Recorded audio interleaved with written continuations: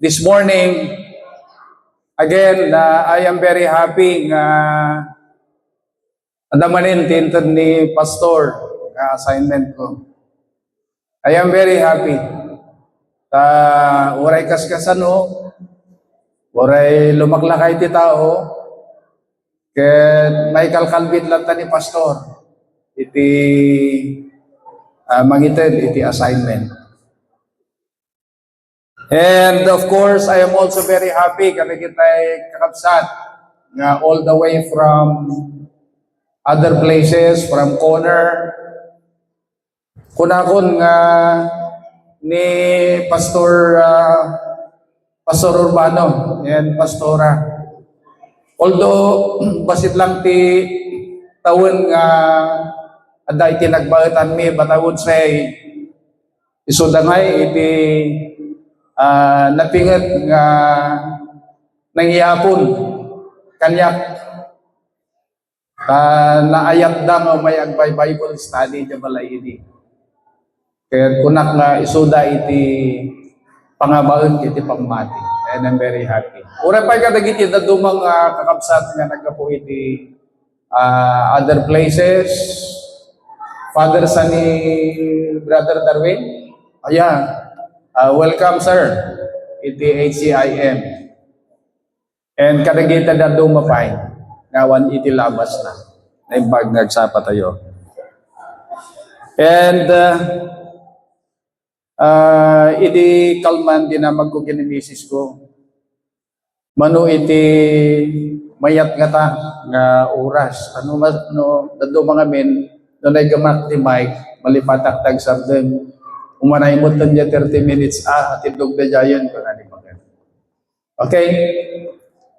So, kuna ni Pastor one time, ngay nga aglibak ti asawa. So, with that good advice, barbareng, no hanak nga lumabos siya 30 minutes. Ket when, dawatek man kakabsat nga tumakder tayo, ket basahin tayo dahil ito'y mensahe ni Apo Diyos at tangal tayo. Iti teksto tayo kat maadaw iti Galatians chapter 6 verse 12. Galatians chapter 6 verse 12. Ready na ba, Saral? Brother Alan. Ayan. Galatians chapter 6 verse 12. And basahin tayo.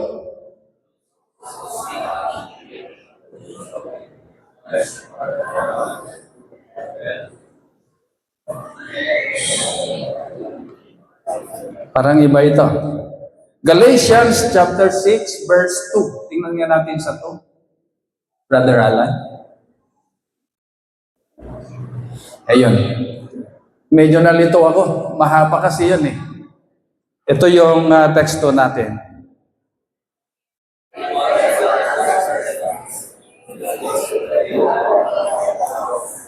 Okay?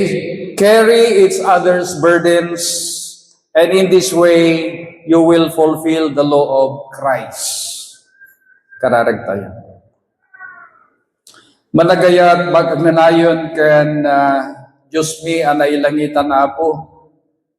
Kararag mi nga bendisyonan dagiti inalpas nga naibasa nga sasaom. Diyaman kami kadagitoy nayat nga umay magsiservisyo dito nga agsapa. Una Dios dawatek nga bendisyonan dagiti nga sasaom ket sapay kumatag saad kadagiti pusok ken panunot dagiti nga agdeng. Aramatan mo Dios dito nga adipet mo. Ilinggad mo iti nasantuan nga cross mo. Tapno si kakumay ti agtignay nga mangi palpalawag dagiti nga sasaw.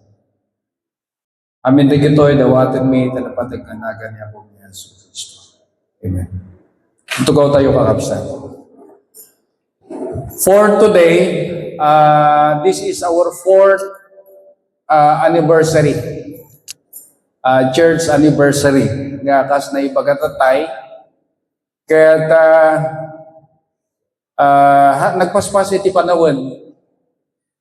Very fast nga iti panaglabas iti tiyempo, ket may katalugaya man nga daras nga nakijoin kami nga pamilya iti datoy nga church. We have already joined the celebration for 3 years na kami dito. And it is very timely nga iti selebrasyon tayo iti dati nga agsapak at kuna tayo reaching out. Reaching out. Sige man, baliksan tayo kakabsat. Reaching out.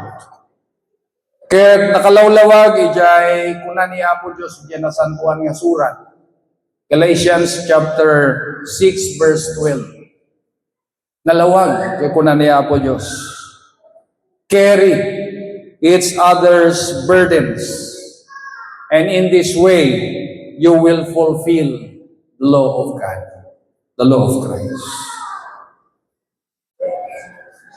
Hanggayang nga umanay, anya, may tayo agparang iti church. But we have to carry the burdens of one another.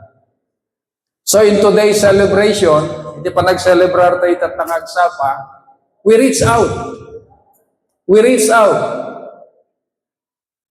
Celebrating God's faithfulness and renew commitment to His mission. Celebrate. For today, we celebrate God's faithfulness. Hanlang agpatinggal dyan celebration, but we have to renew our commitment to His mission.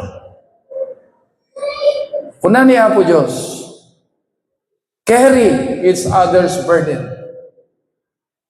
In this way, you fulfill the law of Christ.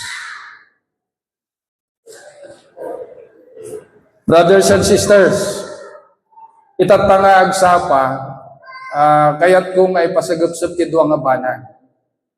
In our church anniversary today, there are 2 things that I would like to share. May isa, lagi puntay kadi, itinaglabas, itinapalabas ng upat nga tawen. Lagi puntayo. And as we look back, let us celebrate. Let us have that opportunity. Adantay ko ba iti opportunity? Nga agyaman kini Apo Diyos, gapu iti kinaimbag na iti bibiyag tayo. Let us look back. For our church, let us try to look back 4 years backward. Kaya as we look back, lagi puntay kuma. Nga adda iti pagkakataon tayong akun tayo kuma dya pagkakataon. Rignayan tayo dya pagkakataon dya tiyempong agyaman kini Apo Diyos ti kinaimbag na kada tayo nga namati kenkwana. Kada tayo nga membros iti HCIM. And when we look back, when we get an opportunity, no, lagi pun tayo dahil tanga tiyempo, agsubli tayo from the humble beginning up to the present. There is a reason to celebrate because of the goodness of God. Anpulos nagkuangan niya po Diyos kadagiti bibiyag tayo. Anpulos nagkurang. Anpulos nga nalagaw. Iti panang bendisyon na kada tayo.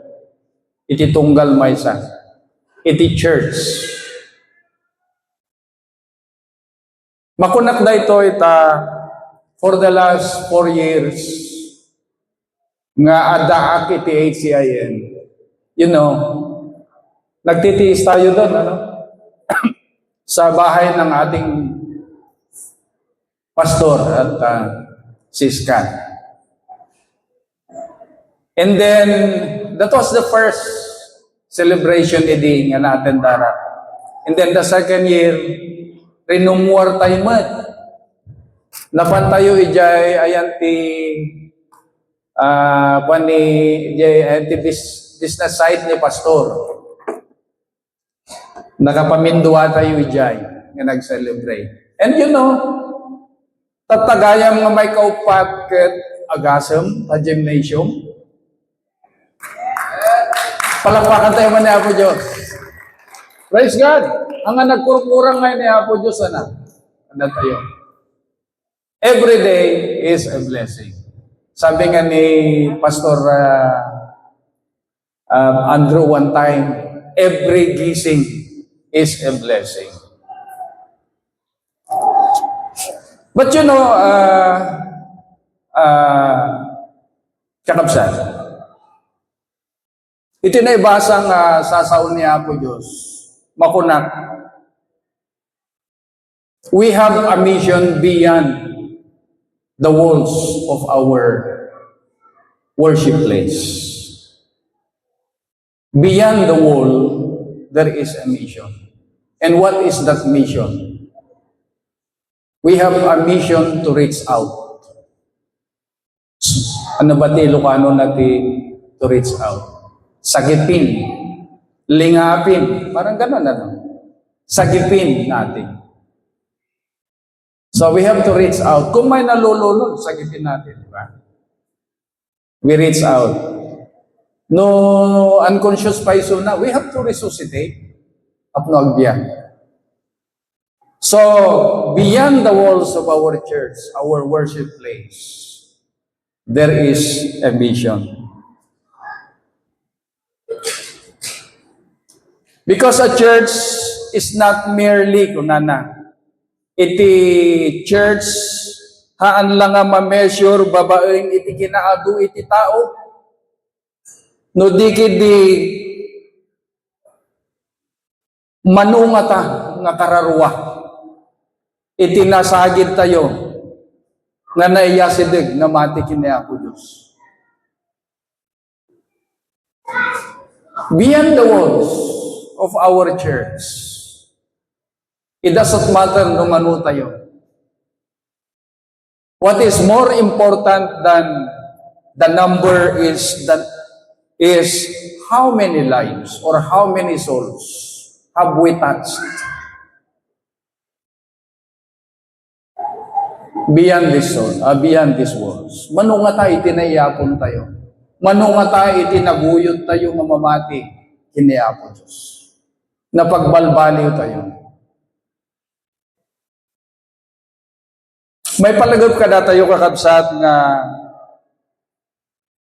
we have a great commission. Laglagipon tayo.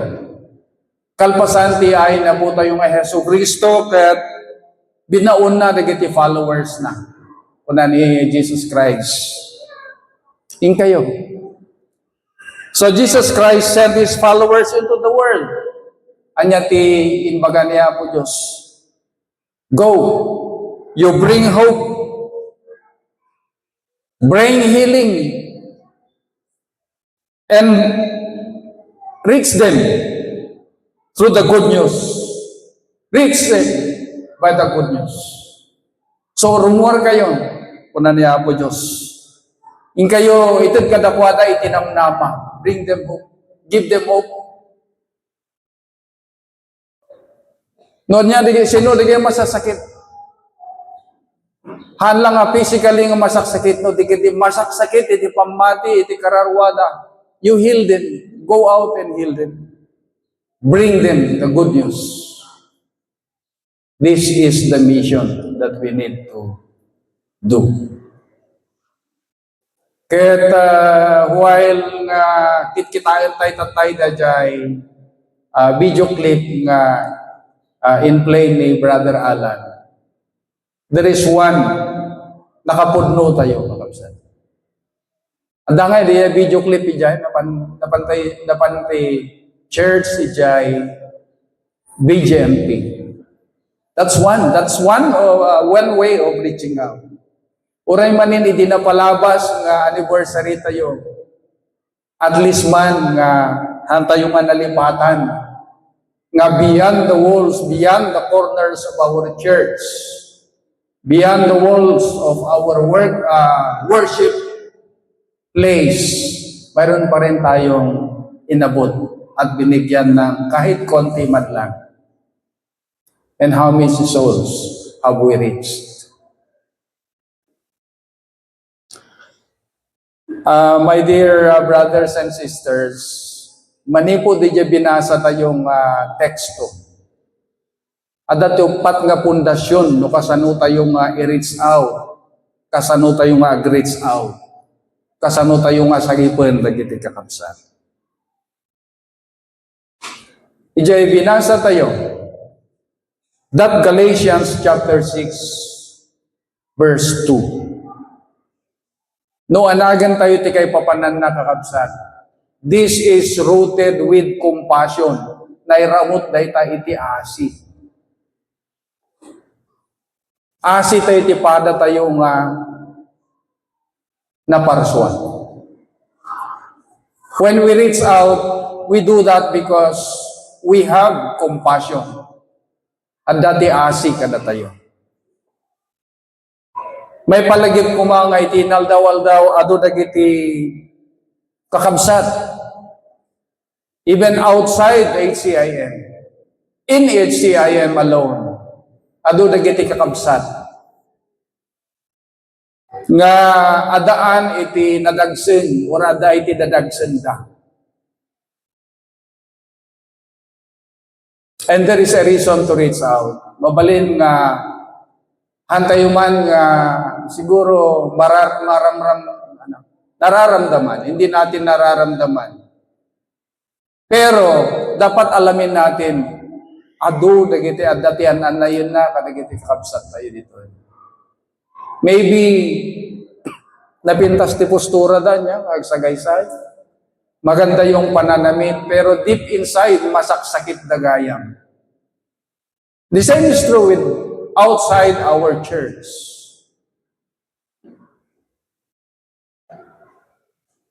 So around us, let's try to look around, makita tayo nga adu dagiti masaksakit. Adu met dagiti kakabsat nga daan dadagsen. Medyo siguro marigregatan in terms of finance or funds or financial struggle. Adu met lang dagiti lonely, malungkot. Adu met dagiti kakabsat nga mabalin nga kunata yung agladladingit. And adda dagiti kakabsat nga daan pa lang iti doubts. Mabalin nga kunata, tama ba itong pinasok ko? Tama ba itong ginagawa ko? So there is doubt. My dear friends, ang sabi ng ating Panginoon, carry each other's burdens, and in this way, you will fulfill the law of Christ. Let us try to reach them. Let us try to reach them. Kasano nga tati pa nag-reach tayo kadakwada?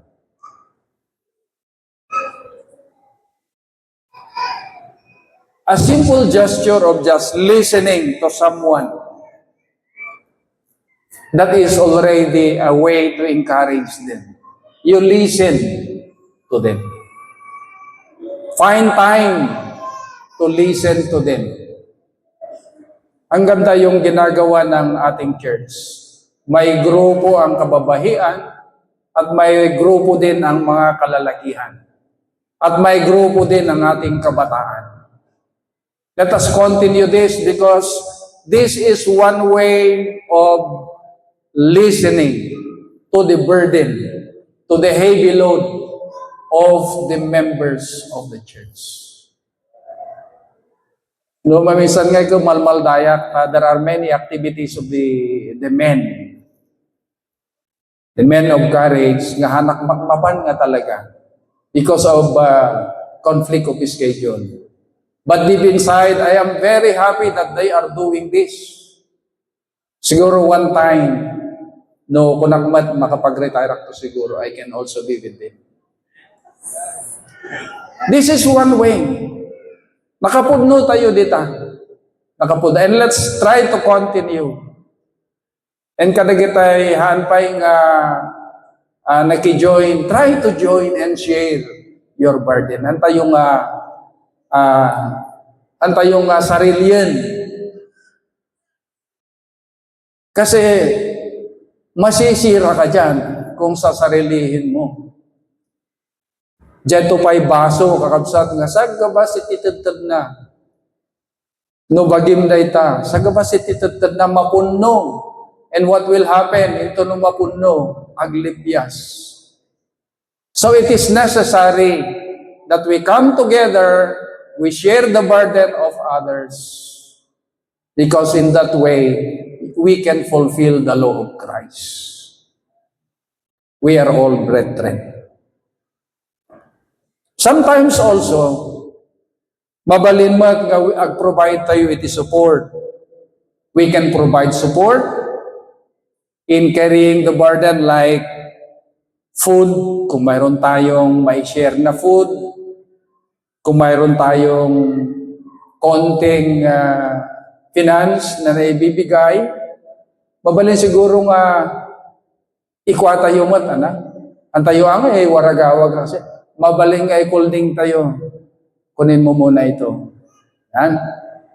And kung wala din tayo niyan, pwede rin tayong mag-reach out sa mga burdens ng ating mga kapatid through our prayers. We can pray for them. That is another way of reaching out. So ulitin ko, ano ba yung pundasyon ng ating pag-abot sa ating mga kapatid? Reaching out means carrying the burdens of others. That's one. Let us carry the burdens of others. Yung small acts of love become powerful testimonies of Christ's presence. Yung konting gesture of love na pwede din nating i-share sa kanila. That will become a very powerful testimony on the lives of our brethren. So, brothers and sisters, kung tayo man, reaching out means carrying the burdens of others. Sige, ulitin tayo man. Reaching out is carrying the burdens of others. Sharing the burdens of others. May kaduwa nga pundasyon, iti reaching out kay good works.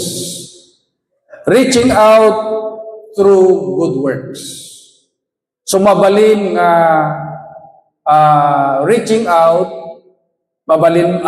in reaching out others, mabalin nga ijay napintas nga trabaho tayo. May I request Brother Alan to open Hebrews 13 verse 16. Basahin natin ito.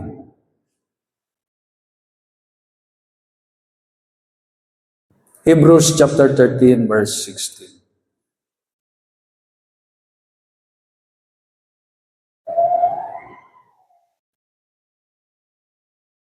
Okay, basahin natin.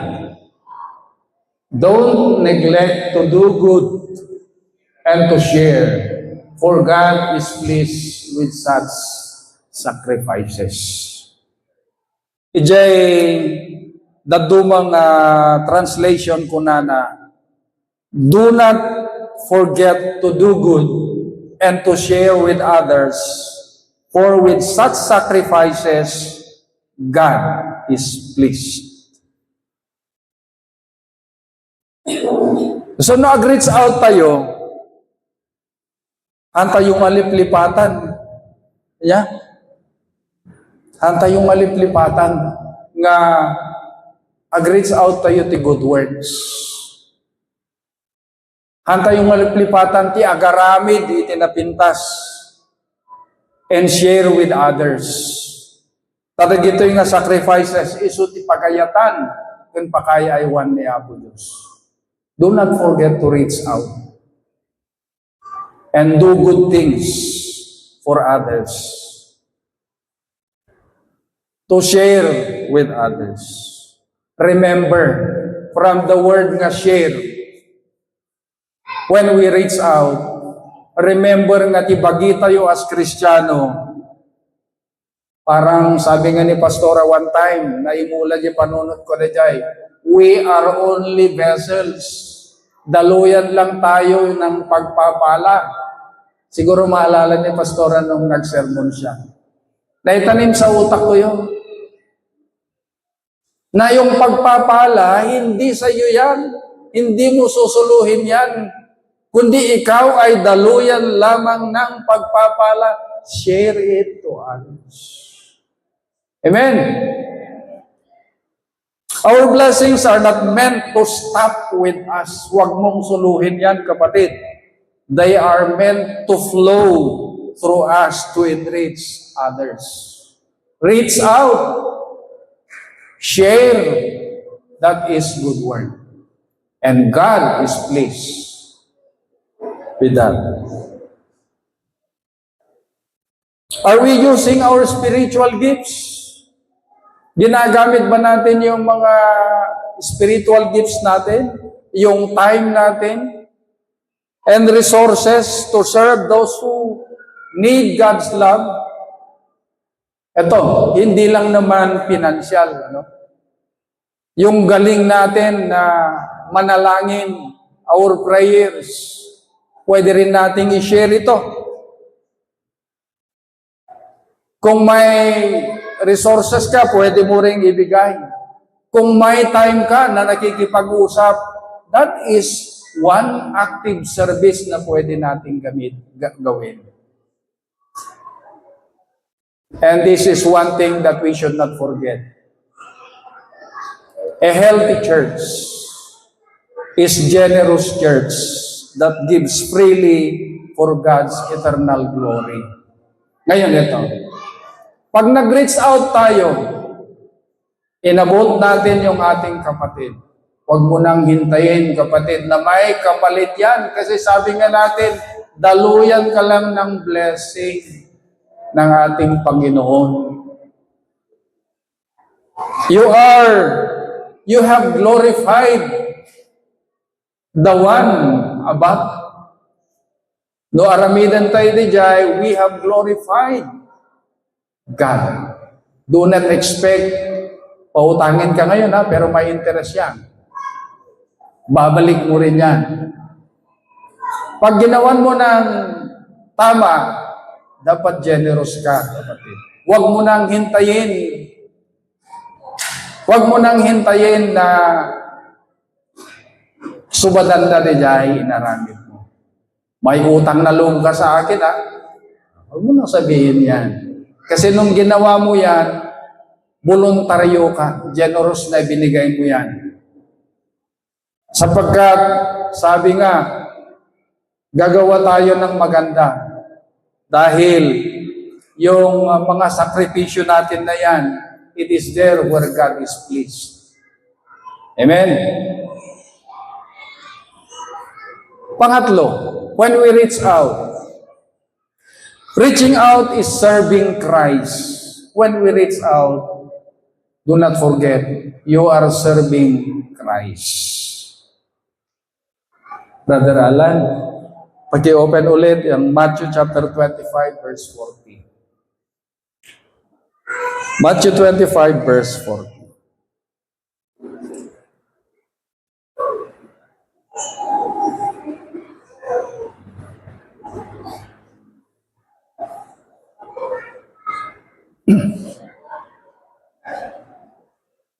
Okay, basahin tayo kakabsa.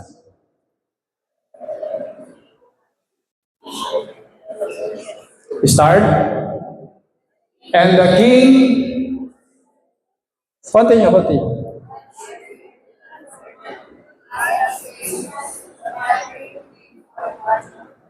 Okay. Whatever you did for one of the least of these brothers and sisters of mine, you did it for me. Whatever you did, no anyaman ti inaramid mo, iti kababaan kadigitoy nga brothers and sisters, you did it for me. No anyaman, yung maitid mo, kadagiti kababaan, yung kapasitan siguro mo maitid. You did it for me, kung naniya po Diyos. So when we reach out, it does not matter no kasano kadakkel kan kabasit. For the least of these brothers and sisters, you did it for me. So dito ay makita tayong every act of kindness nga maitad tayo ti pada tayong tao is a diretso dayta na devotion tayo, kan serbisyo tayo, kinapu tayo nga Hesus Kristo. When you reach out others, when you give for others, when you share for others, that is a direct service and devotion to Christ. Dire-diretso kini Kristo.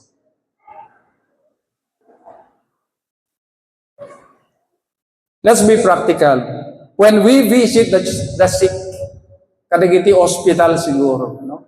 When we visit the sick, alang hospital, oray kadagiti pagbaludan, because these are sick people in some other ways. When we comfort the lonely, when we welcome our visitors, encourage children. I do not mean literally nga diyay children lang, nga dagiti babasit. Children in faith, when we encourage these children in faith and support struggling families, in there we are encountering Jesus Christ. This is how we live out our devotion. So practically, when we reach out the sick in spirit and in body, this is a living devotion. This is reaching out. When we encourage the children, dagiti ubing iti pamati da, when we encourage them to have greater faith in God, that is a living out devotion, direct service and devotion to our Lord. So reaching out to the least of these brothers and sisters is serving Christ.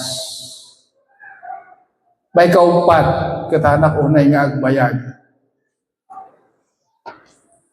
Reaching out requires action.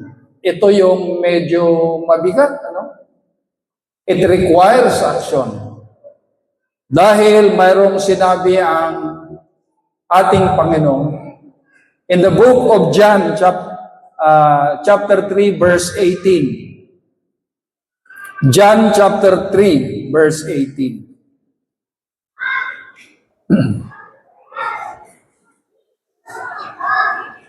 John chapter 3, verse 18. Anyone who believes in him is not judged. But anyone who does not believe is already judged, because he has not believed in the name of the one and only Son of God.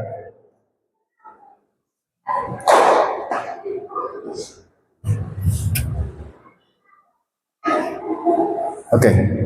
In other translations, sabi niya dito, Dear children, let us not love with words or speech, but with actions and in truth.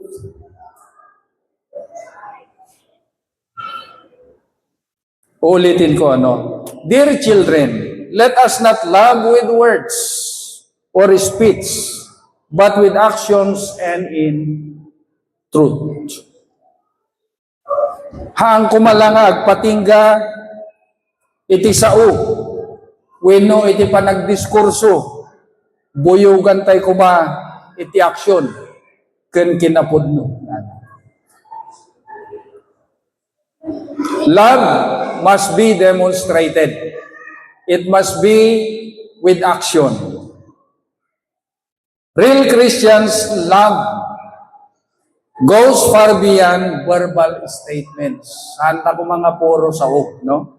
It requires practical action. Masapol nga datay kumamat lang kat visible nga witness tayo, makikita ko makada tayo. Iti aramid tayo. People are not only waiting to hear the gospel, they are eager.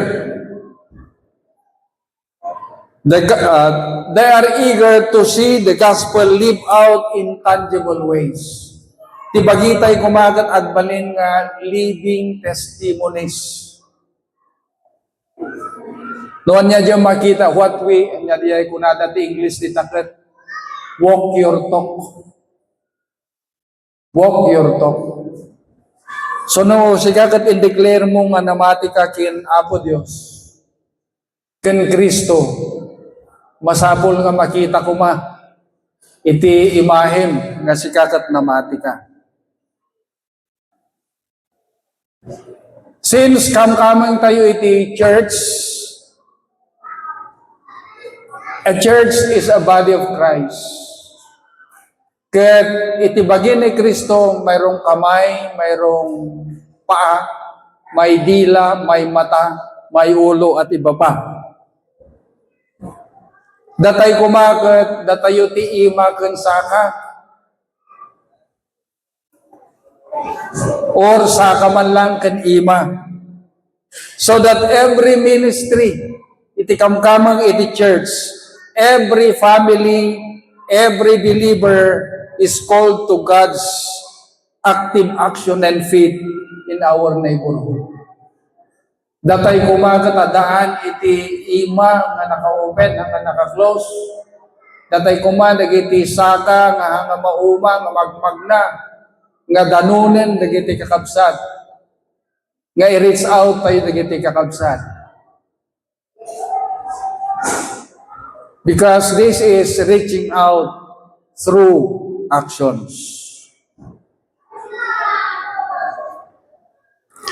Living out the gospel in action. So, to summarize, brothers and sisters, how do we live out the gospel in action? Dapat i-welcome tayo, dagiti strangers tayo.